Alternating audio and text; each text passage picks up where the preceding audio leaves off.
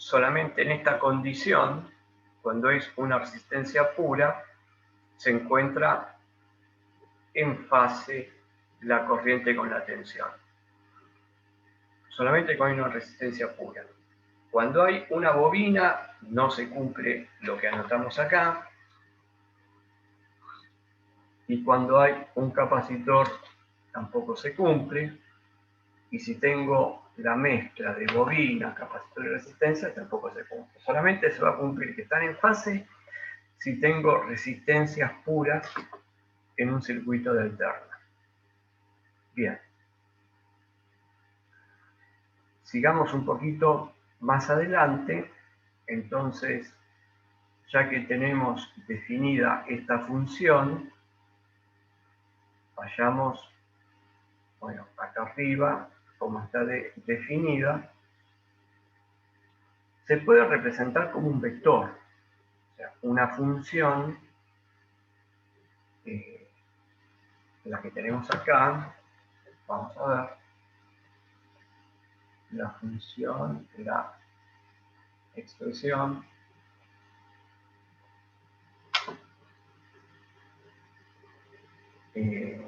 la expresión de la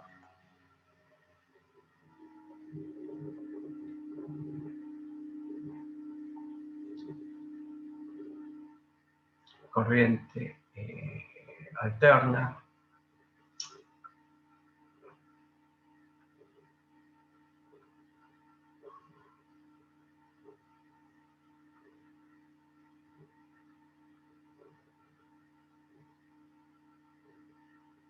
en valores instantáneos,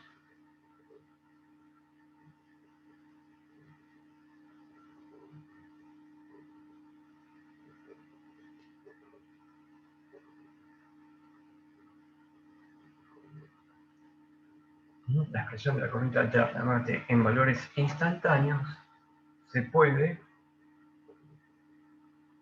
expresar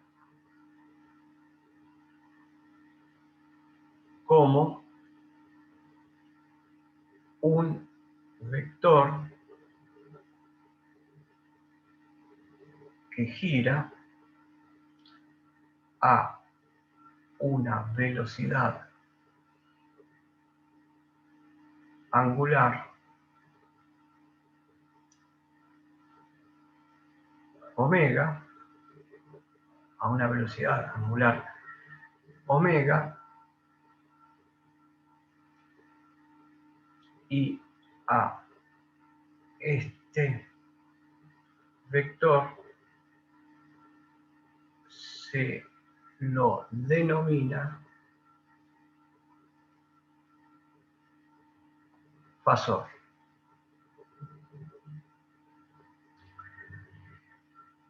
Se lo denomina fasor. O sea que yo tengo que pensar que es un vector que gira, pero ese vector que gira, para analizarlo, le saqué una foto.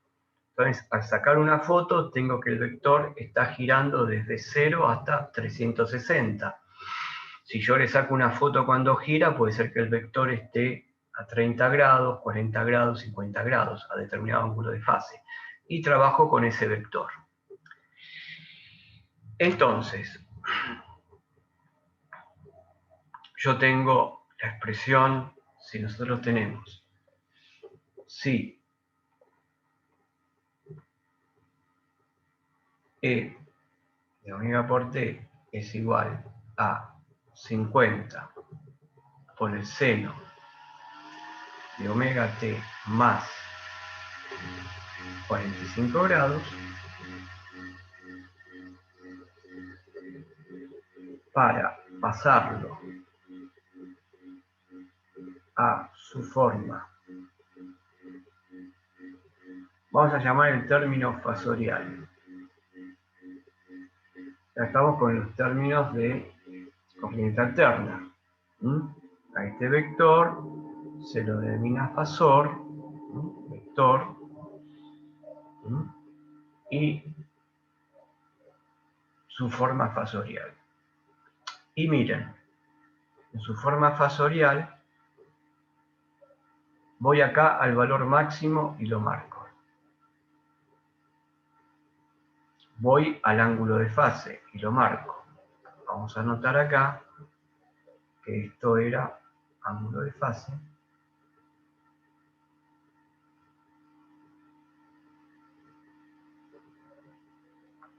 Y esto que está acá es el valor máximo.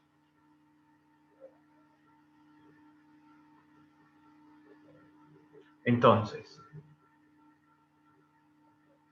para pasarlo a su forma fasorial, queda como 2 puntos. Vean, uso una E mayúscula, voy a usar el símbolo de que es un vector y va a ser igual a el valor máximo 50, pero dividido, ahora vamos a ver por qué, raíz de 2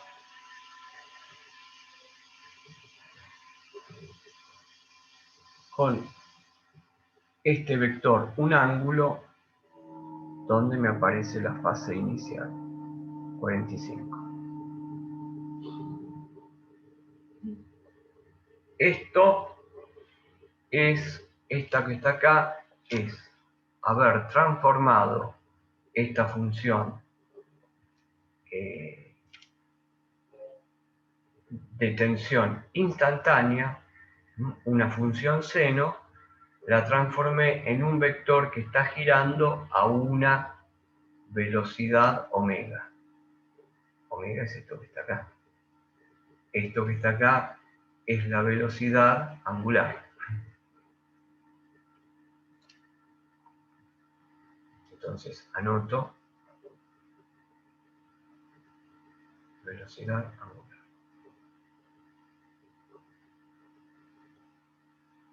Entonces, ¿qué me permite hacer esto?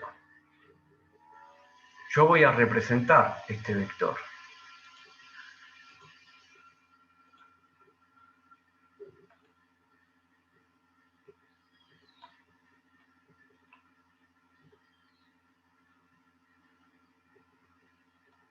Bueno, lo que me permite hacer esto es que este vector lo voy a representar de la siguiente manera.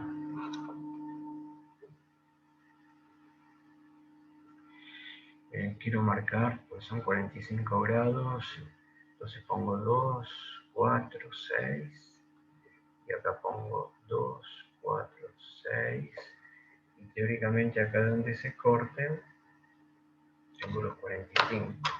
Entonces, ese vector lo represento, bueno, tiene ganas de trabajar la computadora. Ahí está, ahora parece que sí.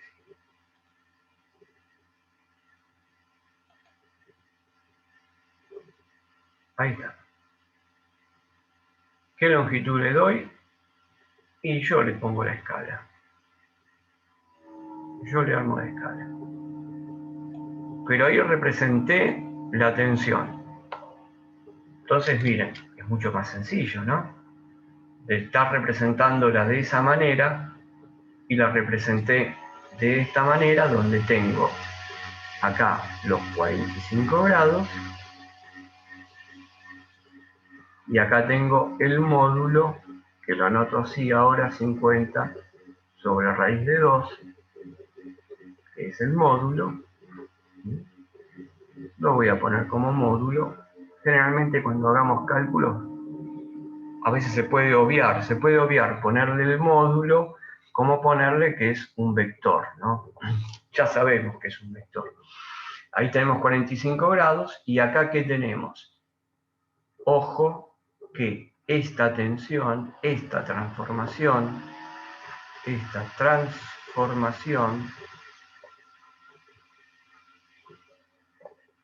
de una onda seno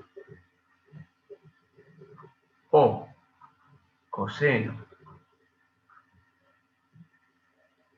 A fasor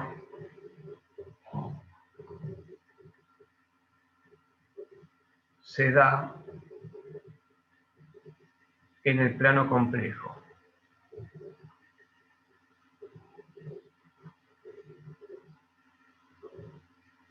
Entonces podemos poner que un fasor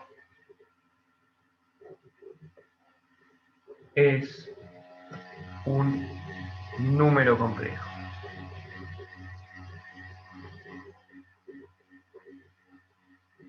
Bueno, ¿de dónde viene esto? ¿Por qué se pudo desarrollar esto? Como les decía antes, hubo una persona que estaban abocados a cálculos.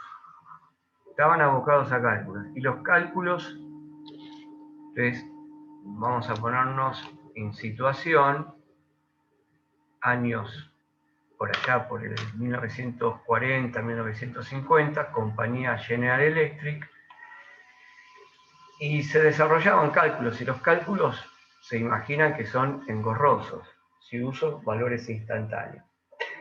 Entonces un ingeniero que era físico, que era doctor en física, bueno, tenía muchos conocimientos, empezó a desarrollar una teoría que la llamó la teoría de los fasores, que usando una expresión matemática de otro matemático que no recuerdo los años, pero miren, si nos vamos en el tiempo, cómo todas las cosas están conectadas, a medida que se van necesitando, la ciencia, la técnica las va usando, pero vamos a ponerle de 1600, que se llamaba Euler,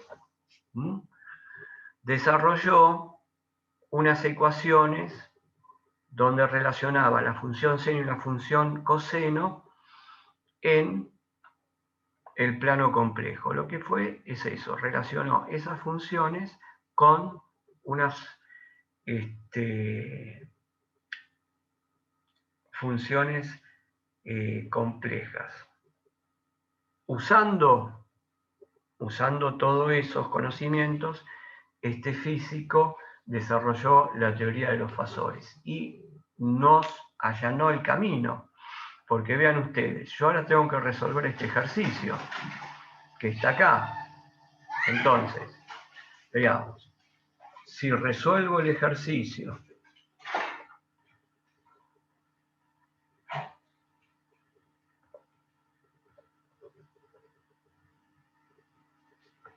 anterior usando la teoría de fasores,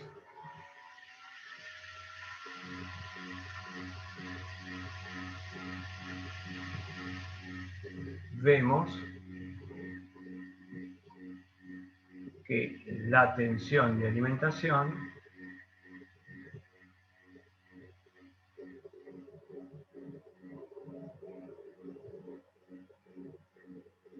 es igual a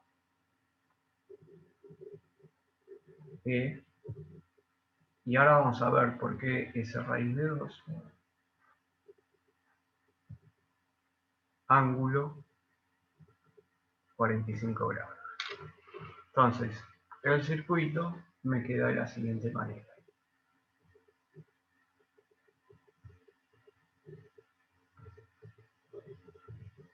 Esto habíamos dicho que era 50 ángulo 0.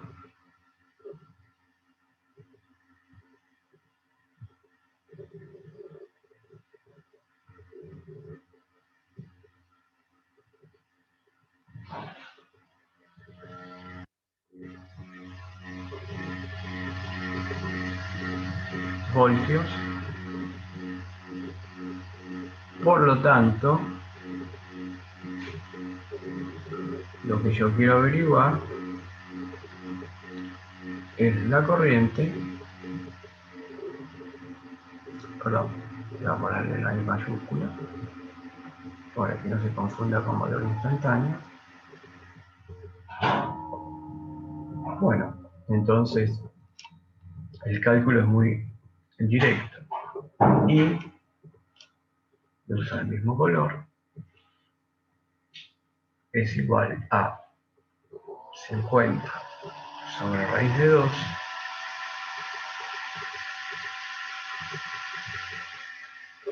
45 grados, todo esto dividido 50 ángulo 0. Yo no sé si nosotros vimos cómo hacer esta operación. Vimos cómo hacer esta operación, ahora la escribo mejor. Me parece que no. Bueno, ahora les digo, es muy sencillo.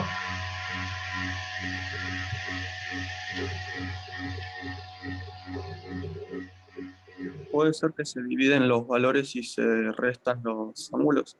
Perfecto.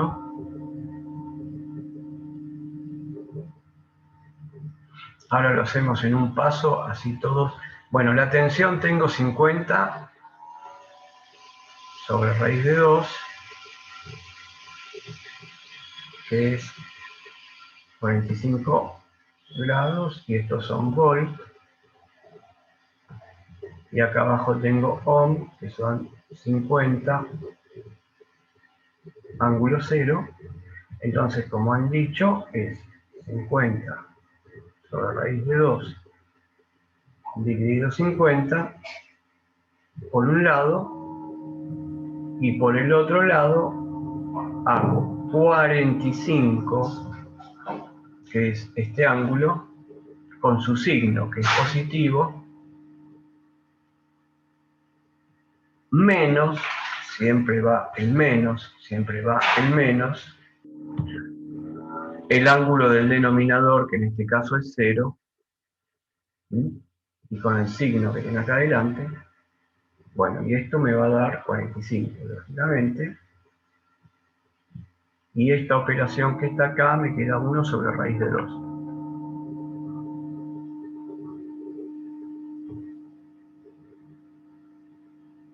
Ángulo 45 grados. Y estos son amperes. O sea que ahora me resulta mucho más fácil poder representar la tensión y la corriente en el circuito. Si yo voy aquí, voy a dibujar la corriente y la voy a dibujar con un fasor. Y yo había dicho que en este circuito iban a estar en fase, como lo vemos acá las dos ondas. Bueno, acá los fasores están en fase. Entonces,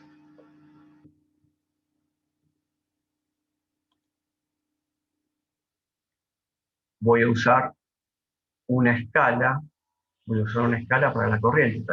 Acá uso el mismo concepto. Acá, en el plano complejo, puedo graficar tensiones y corrientes.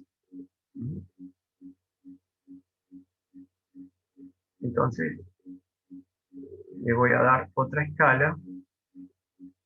Vamos a poner ahí. Le puedo dar una escala más grande. Y esto que está acá, lo marco como la corriente, fasor corriente. Y esto que está acá, fasor tensión. Pero, ¿qué les dije a ustedes? Que el fasor es un número completo y el fasor es un vector que gira con una determinada velocidad angular. Entonces, a este gráfico que está acá, le falta algo muy importante, que es marcar la velocidad angular. Que después vamos a ver qué tan importante es, porque acá, miren, la tensión y la corriente, dijimos, están en fase, están uno sobre el otro, están encimados.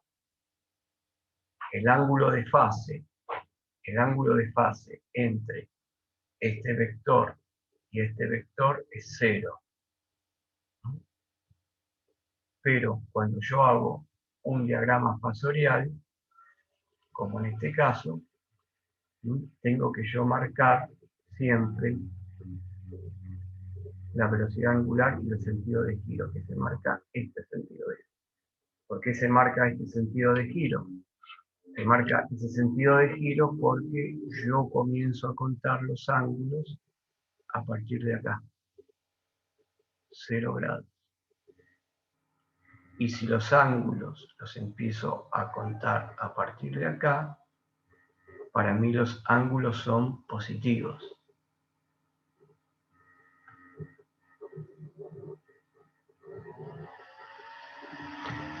O sea que puedo dar toda la vuelta en este sentido hasta llegar acá. Pero también puedo contar los ángulos a partir de aquí.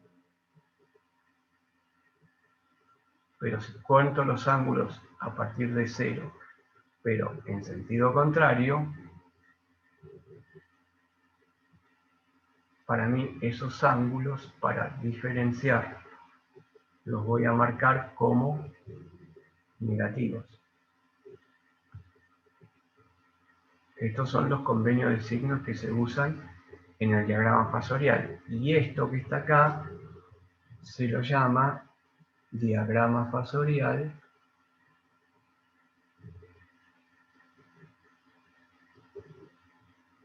de tensión y corriente.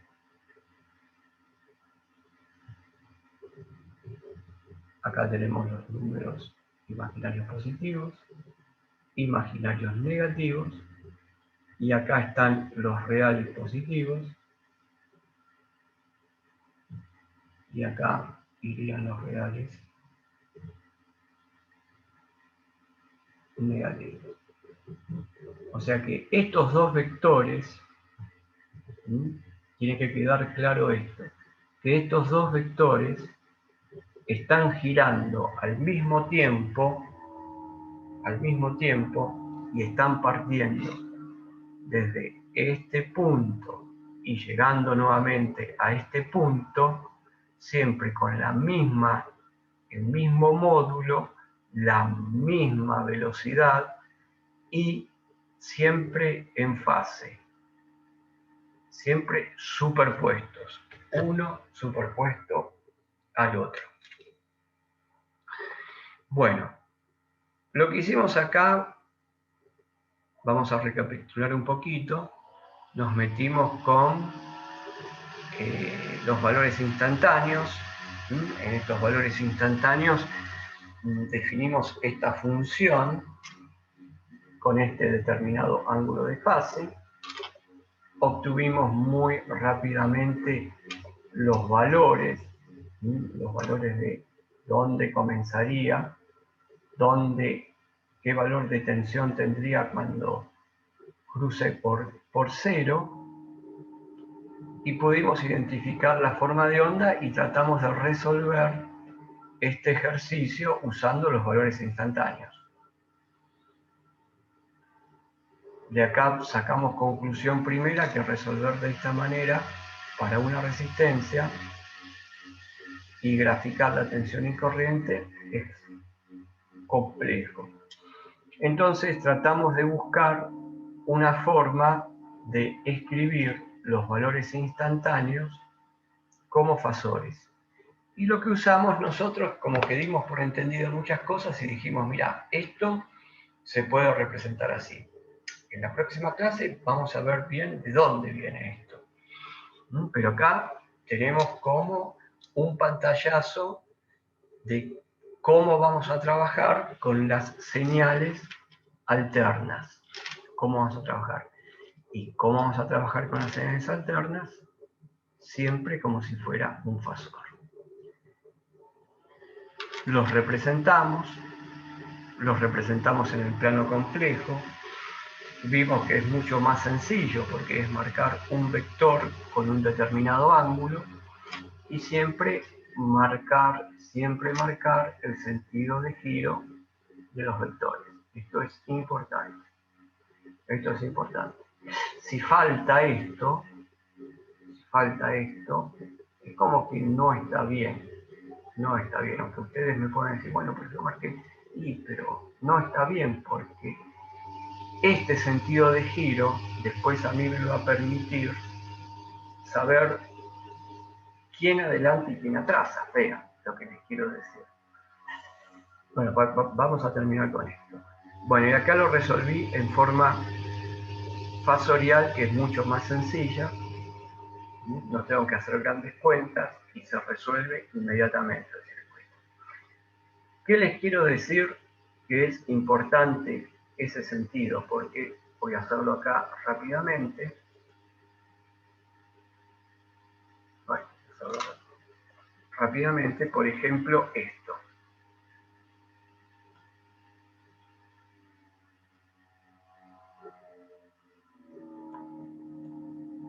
A modo de ejemplo.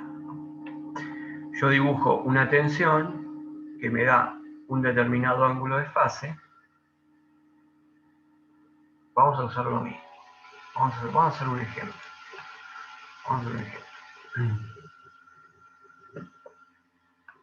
Voy a dibujar la tensión que va a estar metida exactamente aquí a 45.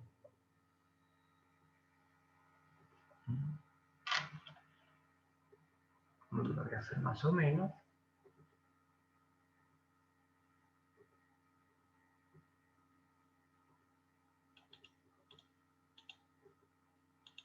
Entonces, esto es la tensión y estos son los 45 grados. Y ahora, ejemplo 2,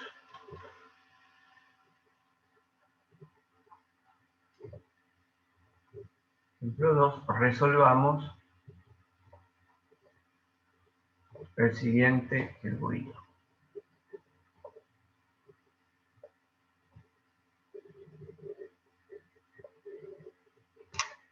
Y el siguiente circuito va a ser este.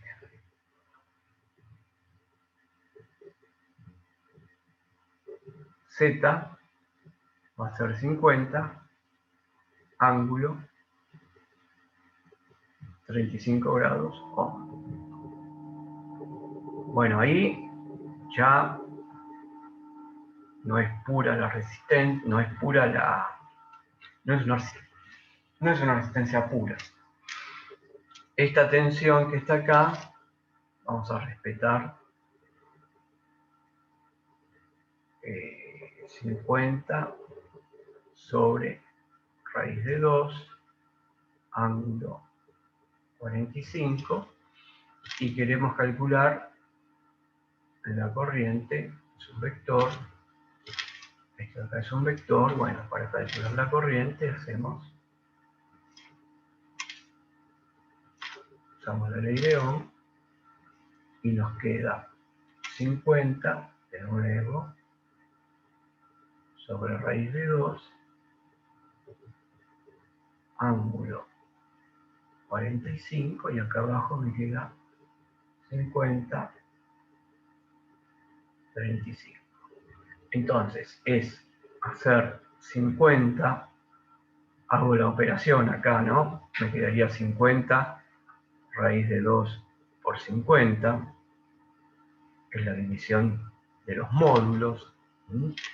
Estos módulos los dividí y después hago la diferencia de los ángulos. 45 menos 35. ¿Por qué 45 es positivo y 35 es positivo? Acá, cuando puse 45 y 35, respeté los ángulos, los signos, perdón. Y me queda de nuevo 1 sobre raíz de 2, pero el ángulo, miren, me quedó 10. Positivo. O sea que si ahora voy a graficar la corriente, nosotros dijimos que medíamos desde ahí los ángulos positivos. Entonces acá mido 10, vamos a suponer, uso otra escala, la puedo hacer más grande, no hay problema. Entonces, acá tengo I, este es el módulo de 1 sobre raíz de 2, y acá es 10. Y miren lo que se me planteó acá.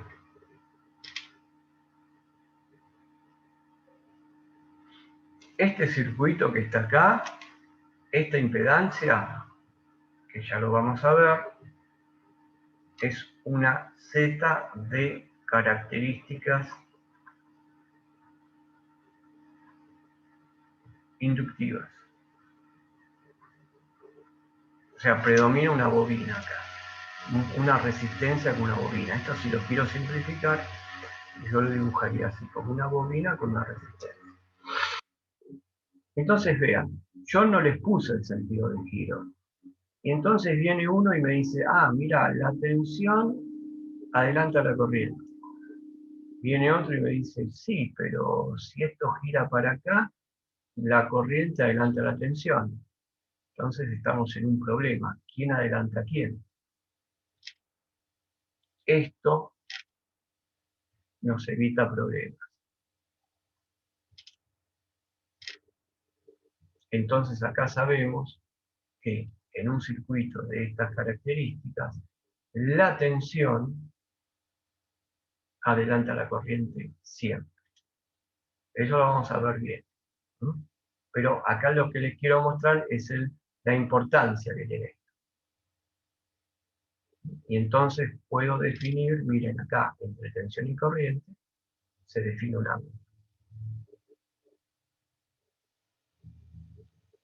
ángulo de desfasaje, que ya no es cero. El ángulo de desfasaje, vean ustedes,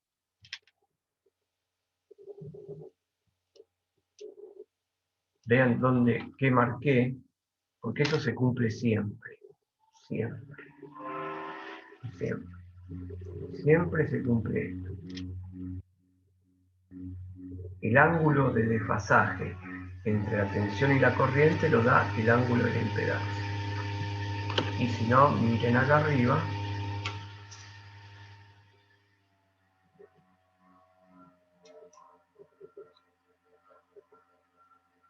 vean acá, el ángulo de desfasaje entre tensión y corriente es cero. Eso lo vamos a ver durante todo el transcurso del año. Bueno, lo que me resta es explicar qué es la raíz de 2. Lo que me resta es explicar por qué es 50 sobre raíz de 2. No me va a dar el tiempo, pero es debido a la forma de onda. Miren, les anticipo que yo acá tengo una forma de onda y esta forma de onda abajo de esta, ¿no? tiene valores esta onda, acá tiene un área. Y las características de una onda seno es que esta área que marqué acá, la que marqué positiva, el área positiva en verde, que la voy a llamar área 1 o área positiva, es exactamente igual al área negativa.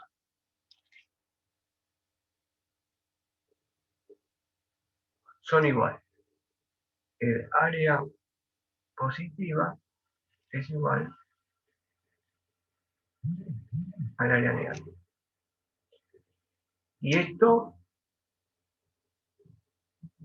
nos sirve para decir de que si yo quiero calcular el valor medio de esta onda, el promedio de esta onda, el promedio, ¿cuánto me daría? Si yo quiero saber, bueno, está bien, tengo esta señal